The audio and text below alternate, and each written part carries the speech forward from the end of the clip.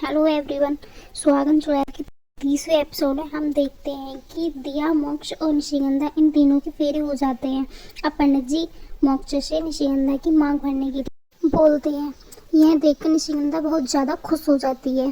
तभी मोक्ष मांग भरने के लिए सिंदूर उठाकर निशिगंधा की मांग भरने ही वाला होता है कि तभी नीचे बैठी दिया मोक्ष के कान पर जोर से नोच लेती है, जिससे मोक्ष थोड़ा डगमगा जाता है और उसकी चुटकी से छूटकर सिंदूर दिया की मांग पर गिर जाता है और दिया की मांग भर जाती है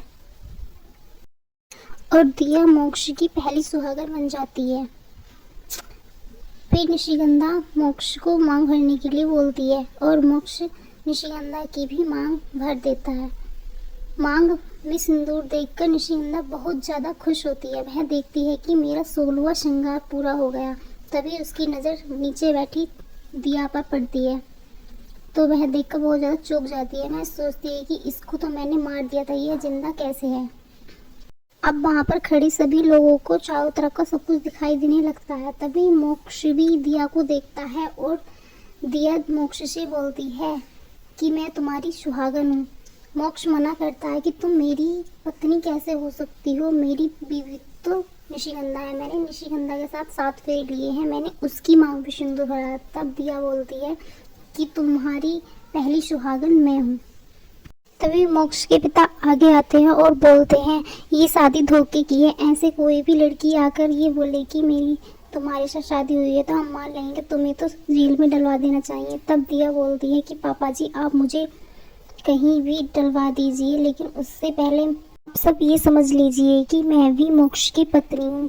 तभी निशिगंधा बहुत ज़्यादा चिल्लाकर बोलती है कि मोक्ष दिया की मांग से सिंदूर पोंछ लो, हटा दो इसके सिंदूर को। तभी मोक्ष हटाने ही वाला होता है कि दिया उसको रोक लेती है कि ये अनिष्ट मत करो, जब तक मैं सुहागन हूँ तब तक तुम जीवित हो। फिर भी मोक्ष नहीं सुनता है और सिंदूर मिटाने की कोशिश करता है। तभी मोक्ष की माँ बोलती है नहीं, तुम ऐसा कुछ नहीं करोगे, पहले हम गुरुजी के पास जाएंगे।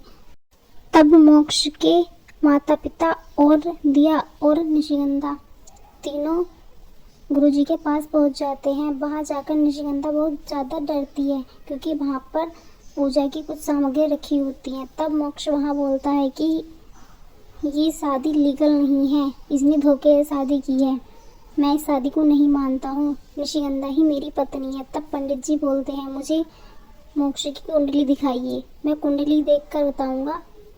तब दिया गुरुजी के हाथ गंगा जल से धुलवाती है और गुरुजी कुंडली देखकर बताते हैं कि मोक्ष की जिंदगी में 2 पत्नियों का ही होना लिखा, जिनमें से एक पत्नी मोक्ष का अनिष्ट करेगी और दूसरी मोक्ष का सुरक्षा कवच बनेगी।